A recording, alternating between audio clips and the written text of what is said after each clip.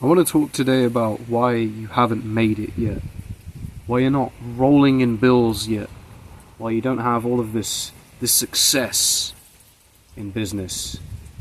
But before we do that, cheers, my friend.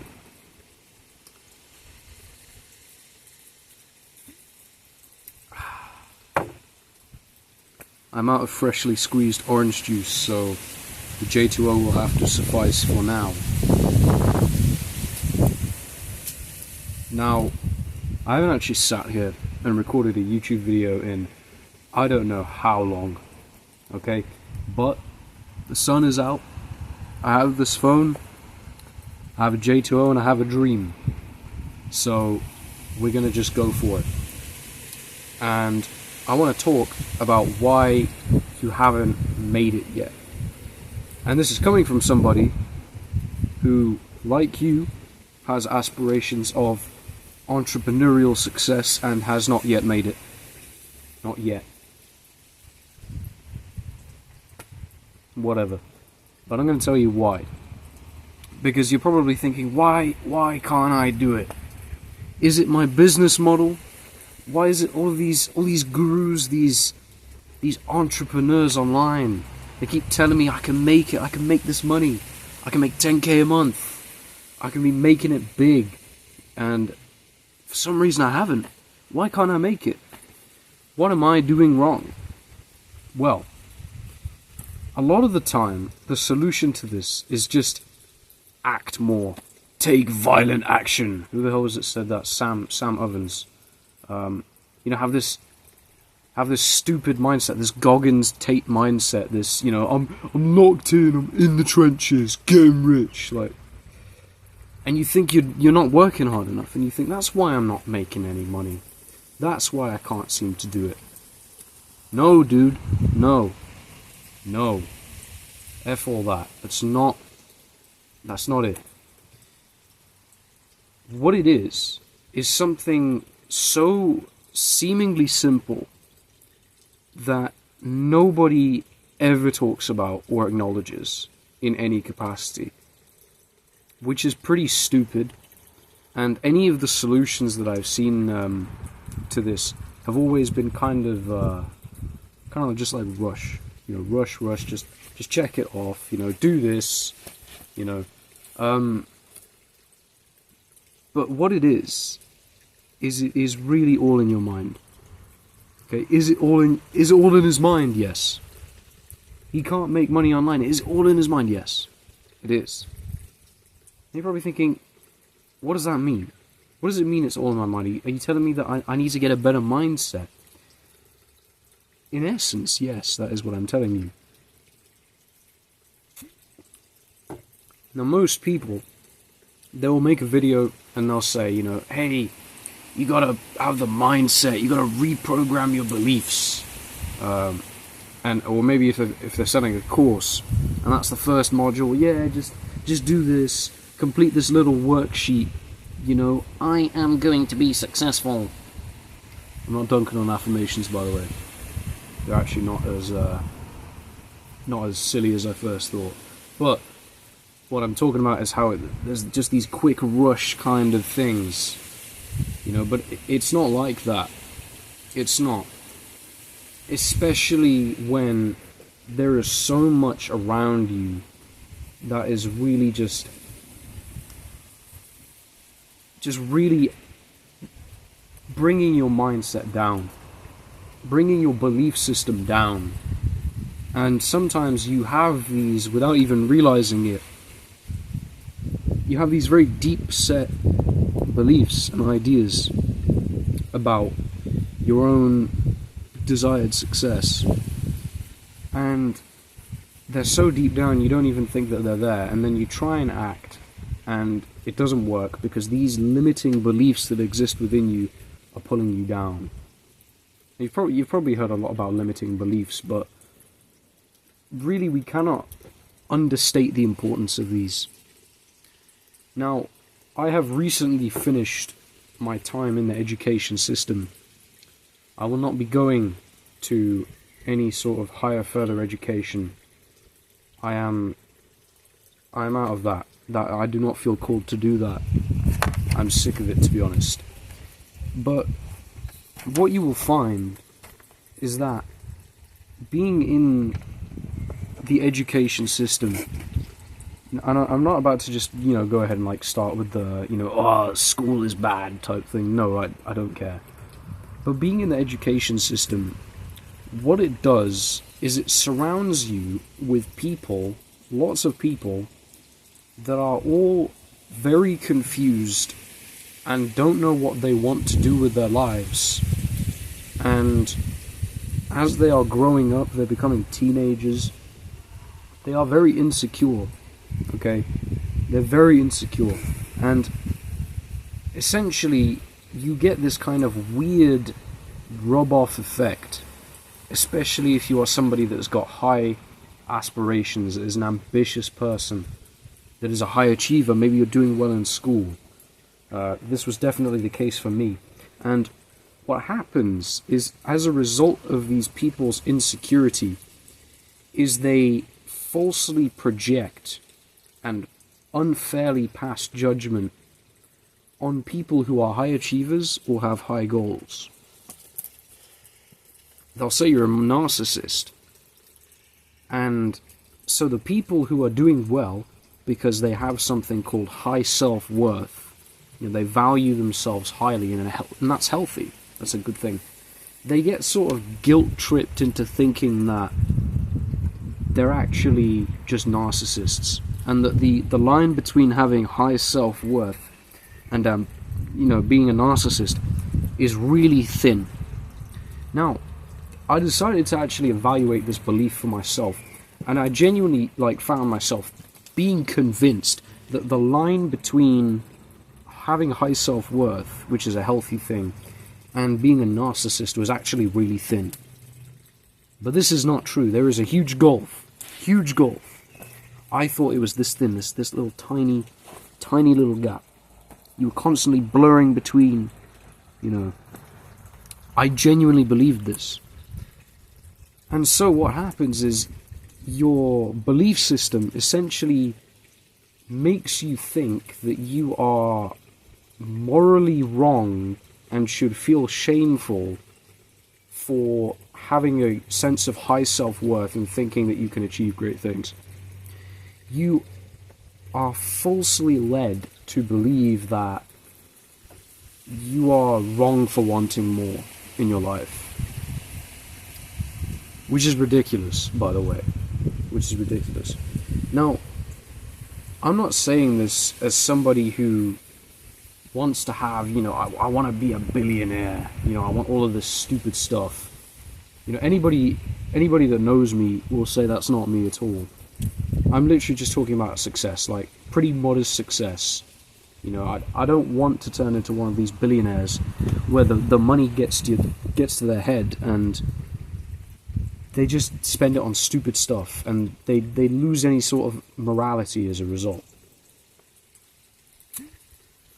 Because that ain't me, man. That ain't me. But you're sort of led to take these judgments, these associations, this negative feedback and resistance to what it is that you're doing.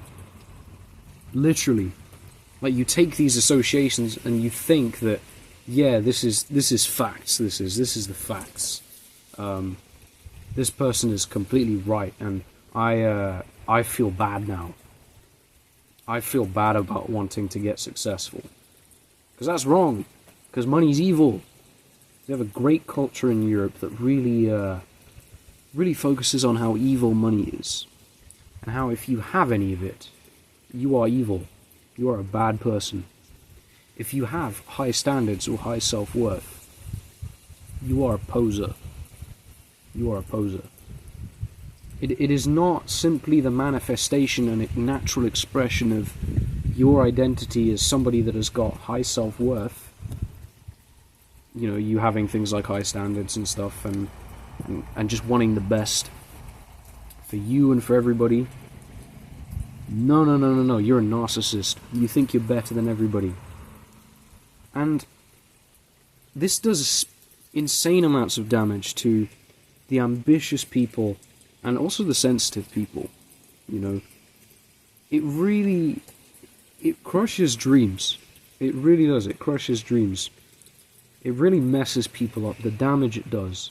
This paired with the sort of Stockholm syndrome you get from being in education, which is nuts because you think even all these years later that, you know, if you are several years out now, you think that the damage, or maybe you've been in it before and you sort of try to escape the problems when it comes to the education system whilst you've been in school.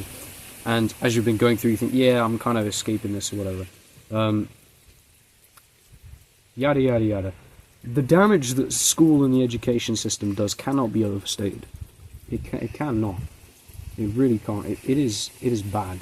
It creates this feeling that you have to rely on having all of this structure all of the time.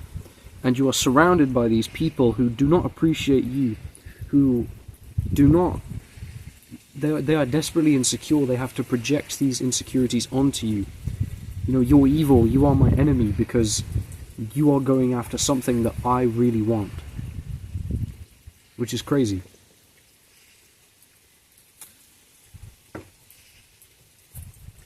It's crazy. But you sort of get this Stockholm syndrome.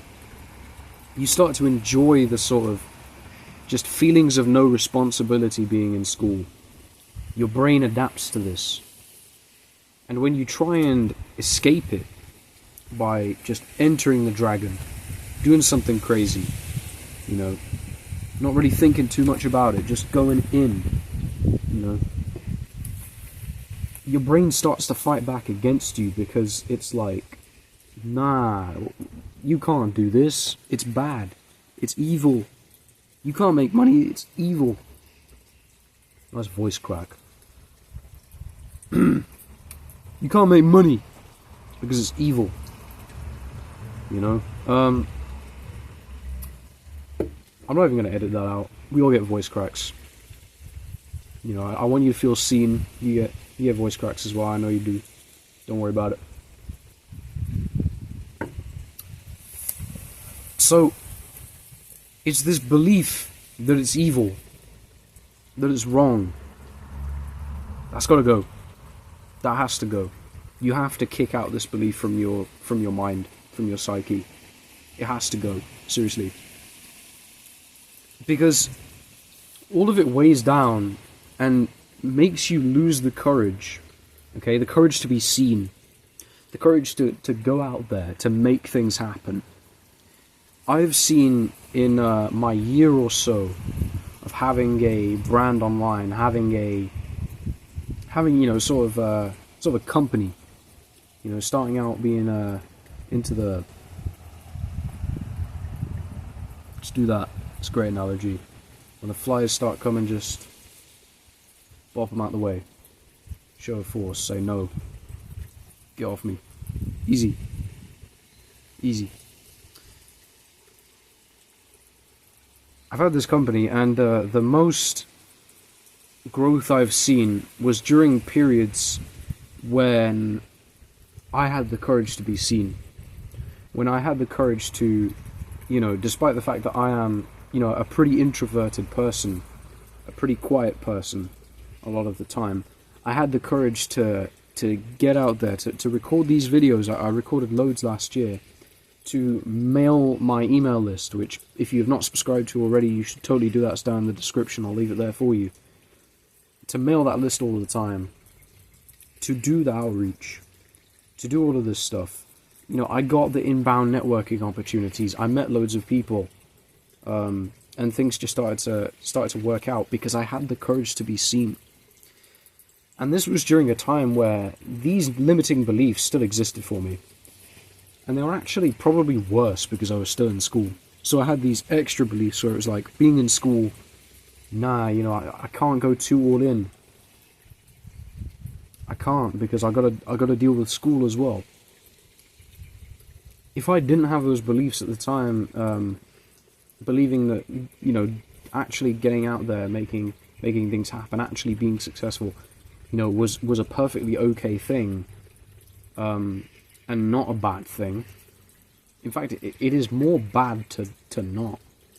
It is worse to choose listlessness and being lazy and being weak than it is to actually choose to go against what people are saying, go against that status quo, go against it and set yourself out there to actually succeed and make things happen, so that you can do good for yourself, good for the people around you, good for your future family, if you do so choose to have one. If not, then just your community, your people, the human race. Do good for the human race. It is worse to choose to be lazy than it is to choose to, go through the trouble of going against people so that you can really realize your potential. Really realize your potential. Now, being an entrepreneur, it's not for everybody. It's not, and I think we live in a problematic age where people are trying to convince you that you want to be an entrepreneur, and that is the only desire. Okay, we don't want to be in the 9 to 5 rat race. We don't want to be in the rat race. We want to make money, get rich in the trenches. That's what we want. We want to be being digital nomads, making 10k a month, living in Bali, going to Thailand. No, dude, I don't want that. That's not life setup I want. But these people online, these influencers, have done a great job, a really great job, of convincing an entire generation of young people that they want to be entrepreneurs. That's not for everybody. It's not. It's genuinely not.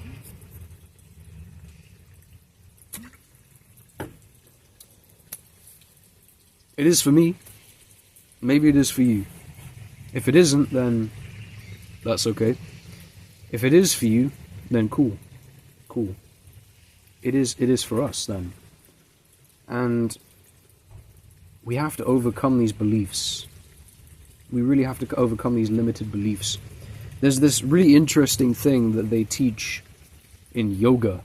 Like the really weird, esoteric Indian stuff. This teaching, and it's this thing called Kalishta, Klishta, I believe, Kalishta, and it means coloring. And it's the idea that we need to operate in a way that we are able to identify coloring in the everyday. So this is how it works, right? So you've got, on the one side, you've got the reality of the situation. So for the reality of the situation, this could be you've reached out to a potential lead and they have not got back to you. That's the reality of the situation. So you got to admit the reality of the situation. The lead has not got back to me. The other side is the associations that we make. So the associations that we make, which is done through logic, we might think that this person not getting back to us means that we are never going to make it. We are not going to make it in business. This person hates me. I need to try another business model. I need to try another outreach strategy. I need to find the cheat code, the perfect, perfectionism. Winston Churchill said that perfectionism is spelt paralysis. And that's coming from perfectionist myself. I can validate that. I can vouch for that. But we make all these stupid associations. Now, the entire world actually spends a lot of time, because they try and justify them with logic. They always try and justify associations with logic. The entire world literally runs off associations. We've got this culture where it's like, if somebody doesn't text you back for like 4 hours, there's the reality of the situation is that someone's not texted you back. And you might actually start thinking of all these different associations, these different reasons why they haven't texted you back. Oh, I'm worthless, they don't like me. They're texting somebody else. I don't know. whatever the hell it is. In reality, their phone might have died. They might be out. They might be making lunch. You know? You never know. You never know. So what you got to do is operate in the middle of these two things. In a position where you can perceive the reality of the situation and you can perceive the associations. Now, as somebody that has got very far in subjects like English, history, where it's all like interpretation based, you know, I am both very vulnerable to this problem, yet also very aware of it as well. So you really have to get good at identifying these associations that you're making as well, because they can be the death of you. They really can. So what we keep doing is we start making associations wherein we believe that being ambitious, wanting to make money, get rich, for the benefit of ourselves and for the people around us.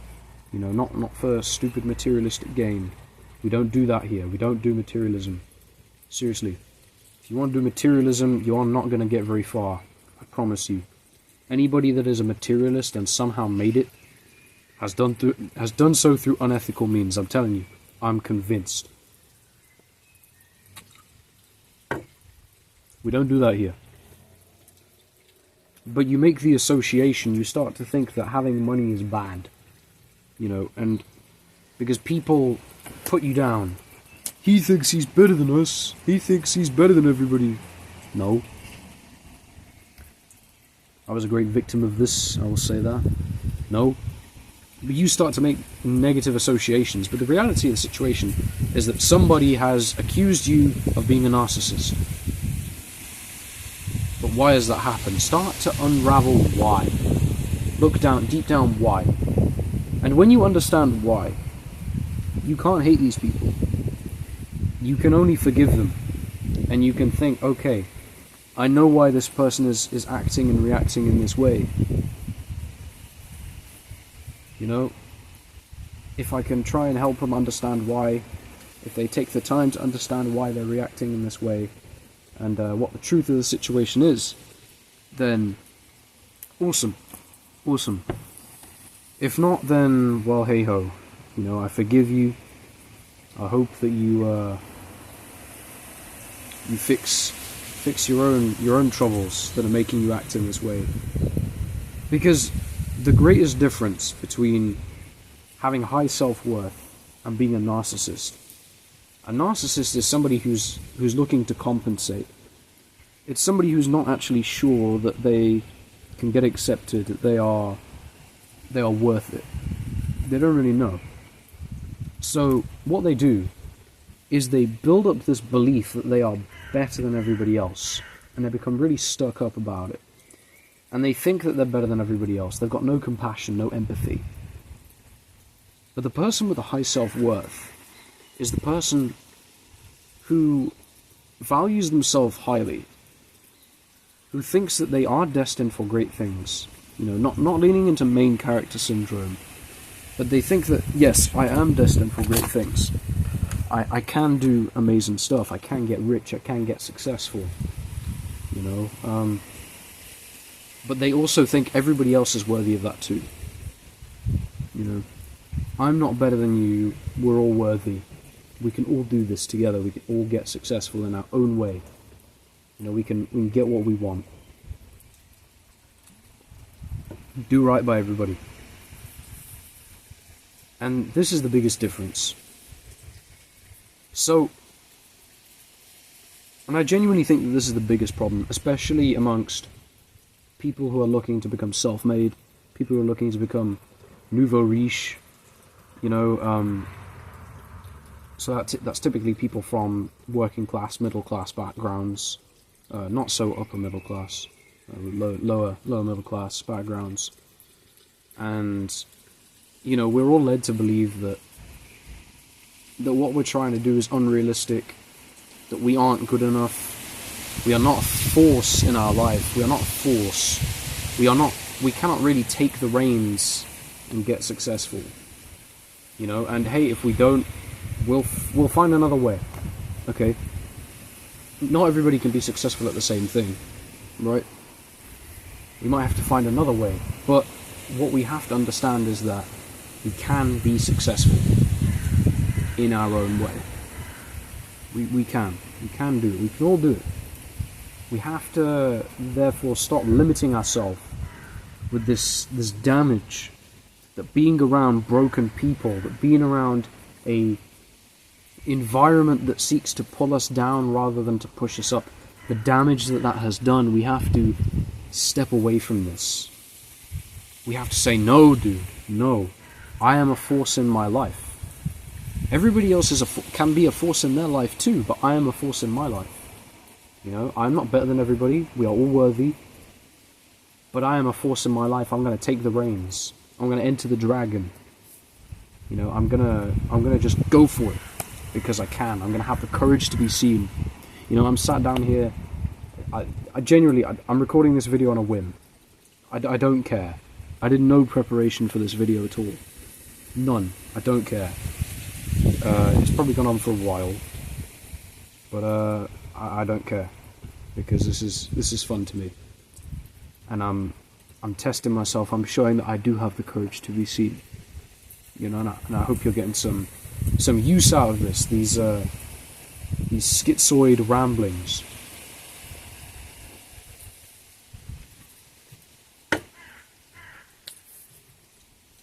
You have to be a force in your life. You have to just step up and be like, I am a force in my life. What I want is not bad.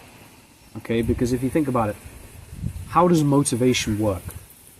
You know, if we want to ask someone out, and we ask our friend, can you ask her friend whether or not she likes me? So he does. And the girl's friend tells your friend that she does like you. You're going to be like, hell yeah, I'm going to ask her out. Because there's no uncertainty there. But when you have, which is the biggest uncertainty in being an entrepreneur, the biggest uncertainty being that you've got stacked, the uncertainty that you might not make it in this venture, you might fail, and the uncertainty about the moral quality of your desire to be successful. When you have these two stacked against you, you are going to lose motivation very quick. You're going to lose hope. You're going to think, I can't do this. But you can. Because what you want is not bad, and you can make it by choosing to take the reins and be a force in your life. You can make it. You really can. If not now, then later. Whenever the time is right, it will work out. So long as I take charge. As long as I take charge and I separate myself from this culture that brings me down rather than lifts me up. I'm not saying like abandon your friends and stuff, that's pretty cringe. Don't do that unless they are genuinely terrible people. But what I'm saying is just align yourself with something more. Something that's more uplifting. You know, learn to block out the psychotoxins that are, you know, the distractions with the media, the teachers telling you to be more realistic, the people around you saying he thinks he's better than everybody else, the people telling you that being rich is bad and inherently evil. This is not so. It is easy to get your heart bound to wealth. The Bible tells us this. It is easy to become bound to wealth. But having money in and of itself is not inherently bad. It's not. In fact, it can be very good if it is used right. So, you gotta get rid of this uncertainty. You gotta just move forward. Just move forward, man. I'm telling you right now, this is your sign. Especially if you've stayed this long in a video. Oh my goodness, you have got a top 1% attention span. I love you, dude. You just gotta move forward. And this is your sign to say, what I want. Okay, evaluate it first. Maybe you are just like a degenerate and you want some messed up stuff. You're probably not. What I want is not bad, and I can achieve what I want. It's not impossible. It is not impossible. There is impossible, and there is something where the odds are stacked against you. But even if the odds are stacked against you, you can still win. Okay, you can still win, and you will. So, forget the uncertainty. Forget it. Forget it all. Just move on. Just move on. Yeah. I think that's pretty much all I have to say on this matter. Hope you found this helpful. We've been going for ages. Oh my goodness. Yeah. And I hope you have a blessed rest of your day, man. I really do. I hope that you can just depart from these beliefs that are constraining you, that are keeping you chained down. I really hope that you can just say, no, I'm going to hop on this tiger and I'm going to ride this tiger straight into the horizon, you know. Damn it all, I'm going to do it. I'm going to be a force in my life. I'm going to take the reins, you know. Do this. Stop thinking so much. Stop worrying so much. You don't need to do it. Just don't do it, right?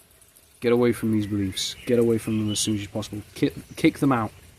Actively banish these negative beliefs, because they are unfounded, they are unfair, and they are unjust. Because as long as you have a damaged brain, it doesn't matter what outreach strategy you try, what your offer is, what business model you're doing, yada yada yada yada yada. Doesn't matter. You will fail regardless. You will. So if you want to actually have some success, then you got to get away from that.